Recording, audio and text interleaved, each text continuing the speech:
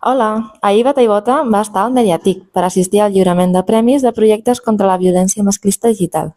Entrem?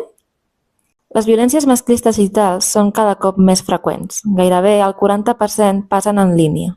A Barcelona, 1 de cada 5 noies i adolescents n'ha patit. Per això, aquest 25N, la ciutat posa el focus a fer als espais digitals jocs segurs i lliures de violència. L'acte s'ha fet al Cibernàrium i l'ha presentat l'actriu Alicia Reyero, que ens ha deixat un monòleg potentíssim sobre com les dones sempre estem al punt de mira. Faci el que fem.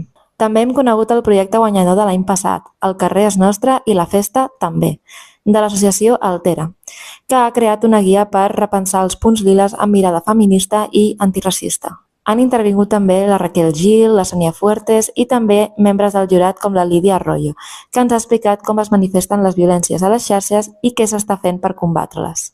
I atenció, el premi d'aquest any se l'ha endut el projecte Prevenció de les violències masclistes digitals amb IA, que utilitza tecnologia creada expressament per detectar i analitzar aquestes agressions. Una passada. I per acabar, un show brutal de la programadora Lina Bautista, una sessió de techno creada amb codi i algoritmes en directe. Mireu com sona.